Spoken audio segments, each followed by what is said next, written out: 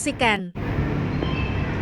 Oke, baik. Selamat sore semuanya. Bertemu lagi dengan saya Dia sebagai pembawa acara dalam bincang-bincang santai kita sore ini. Nah, di sini kita udah kedatangan dua narasumber hebat nih, yang pastinya mereka memiliki bekal yang sangat banyak untuk dibagikan untuk kita semua. Udah ada Bang Jabril. Gimana kabarnya sore ini, Bang? Alhamdulillah sehat. Ada juga narasumber kita yang gak kalah hebat, Bang Juan. Gimana kabarnya? Puji Tuhan sehat. Sehat ya, Bang. Jadi sehat semua nih. Alhamdulillah. Tapi kantong yang nggak sehat, Pak. Itu udah biasa. Oke. Baik, untuk materi yang akan kita perbincangkan sore ini itu mengenai undang-undang tentang perlindungan dan pemberdayaan nelayan, pembudidayaan ikan, dan penambak garam. Untuk teman-teman semua, saksikan bincang-bincang santai sore ini yang pastinya bakal menambah banyak ilmu untuk kalian semua. Oke, dalam bincang-bincang santai kita sore ini pastinya bukan cuma omong kosong doang ya. Kita bakal benar-benar memaparkan nih bagaimana tentang perlindungan dan pemberdayaan nelayan, pembudidayaan ikan, juga penambakan garam. Oke, untuk Bang Jabril dulu nih, narasumber pertama kita. Aku pengen nanya nih sama Bang. Menurut pandangan Abang, nelayan itu apa sih? Gini ya, kalau secara pandangan saya, menurut saya, nelayan ialah suatu kelompok seseorang yang mencari ikan di laut maupun di sungai, dan juga mereka mendapatkan ikan itu untuk dijual dan mendapatkan hasil jualnya itu untuk mereka sendiri gitu, untuk dikonsumsi pribadi sendiri gitu. Nah, itu kan menurut Bang Jabril nih pengertian nelayannya. Kita tahu nih di dalam Undang-Undang Nomor 11 Tahun 2020 itu definisi nelayan itu mengalami perubahan dari Undang-Undang Nomor 7 Tahun 2016. Nah, bagaimana sih tanggapan Bang Jabril mengenai perubahan definisi nelayan itu? Apakah itu memberikan manfaat atau justru bahasanya itu bakal lebih rancu? Jadi gini Pak, dalam undang-undang tersebut adanya perubahan kan, dan dijelaskan lebih rinci bahwasannya mengenai subjek hal tersebut, yaitu nelayan, karena nelayan ialah sebuah subjek yang atau pelaku, dan juga penyederhanaannya di dalam kalimat tersebut juga, dan semuanya kayak dalam undang-undang tersebut sudah sangat jelas gitu. Oke, jadi di dalam undang-undang yang nomor 11 tahun 2020 itu menurut Bang Jabril itu penggunaan katanya itu lebih terperinci lagi. Iya, lebih rinci lagi gitu, lebih sudah teratur dan lebih jelas gitu. Oke, berarti tidak ada pemborosan kata gitu. Tidak. Berarti di Undang-Undang Nomor 7 Tahun 2016 tuh masih ada nih kata-kata rancu yang buat kita sulit untuk berpikir mengenai definisi lain secara pastinya gitu. Baik.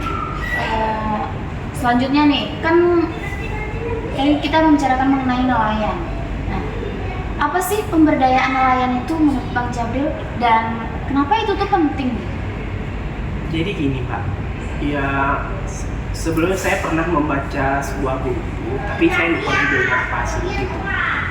Dan juga saya sering juga menonton di TV maupun di YouTube. Secara singkat, pemberdayaan adalah kayak sebuah pelatihan.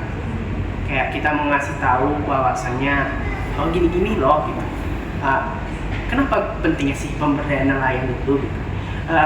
Dimana penting pemberdayaan nelayan ini agar nelayan itu tahu gimana cara mengolah ikan, menjual ikan, menangkap ikan dengan baik dan benar, dan supaya tidak, dalam artian nelayan itu tidak brutal secara menangkap ikan tersebut gitu. Terstruktur berarti? Iya betul, terstruktur semuanya.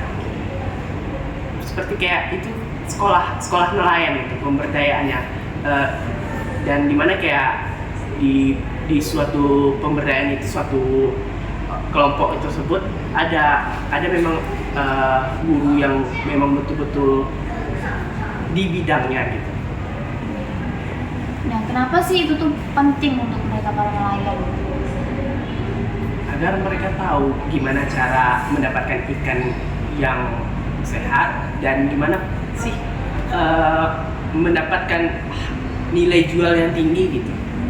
Mungkin untuk Bang Juan bisa menambahkan jawaban mengenai pertanyaan saya yang tadi. Oke, baik. Tadi sudah benar ya, tadi. Mungkin saya menambah sedikit bahwasannya itu mungkin agar supaya tadi seperti yang Ibu bilang, agar supaya nelayan itu tahu gitu bagaimana cara mengelola antara ikannya, penjual bagaimana, seperti itu mungkin kira-kira. Terima kasih. Nah, kepada Bang Juan nih, aku mau nanya. Kalau kita berbicara mengenai nelayan, pastinya kita juga membicarakan sumber daya alam yang berasal dari laut tentunya kan. Nah, sumber daya alam yang di laut itu kan banyak nih, beraneka ragam, apalagi di Indonesia ini. Lalu, bagaimana sih pendapat dari Bang Juan mengenai ekspor komoditas perikanan dan komoditas pergaraman di Indonesia ini? Baik, terima kasih semuanya kepada dia. Jadi teman-teman semuanya, kita harus tahu bahwasannya untuk dalam hal impor ini sendiri itu sudah ada peraturan yang mengatur ternyata terdapat dalam Undang-Undang Nomor 7 Tahun 2016 dan juga Undang-Undang Nomor 11 Tahun 2020 yang mengatakan bahwasannya ya dalam hal impor itu ada yang mengatur di mana kalau kita asal impor aja itu ada sanksinya, di mana terdapat dalam pasal 38A itu ada sanksi administratifnya seperti penghentian usaha, terus ada pembukuan usaha dan sebagainya di situ. Oke, baik. Tadi Bang Juan menyinggung mengenai pasal 38A, berarti itu di dalam Undang-Undang Nomor 11 Tahun 2020 ya? Iya, betul sekali. Di dalam Undang-Undang Nomor 7 Tahun 2016 itu kan pasal 38 itu tunggal, tidak ada pembagiannya. Lalu kenapa? Apa pendapatnya Bang Juan mengenai penyebab penambahan dalam pasal tersebut? Ya, tadi mungkin ya memang pada dasarnya kan pada undang-undang asli itu belum ada peraturan yang mengatur tentang sanksi atau ya semacam dendanya lah terhadap orang yang melakukan penyimpanan itu secara asal-asalan atau secara ilegal. Maka dalam hal ini pemerintah dalam undang-undang berikutnya dalam pembaruannya pemerintah menetapkan peraturan terkait dengan sanksi sanksi apa yang dapat dilakukan kepada orang-orang yang melakukan impor secara ilegal. Misalnya seperti penghentian sementara berusaha, pembukuan perizinan berusaha, denda serta paksaan dan begitu Mbak Dia. Oke. Mungkin itu tadi ya teman-teman mengenai pembedahan tentang perlindungan dan pemberdayaan nelayan, pembudidaya ikan dan penambak garam. Oke, untuk bincang-bincang sore kita pada sore hari ini mungkin cukup sampai di sini dulu, dan nantinya tunggu kami di podcast-podcast berikutnya karena pastinya bakal ada keberlanjutan. Oke, terima kasih. Saya sebagai pembawa acara undur diri dan terima kasih.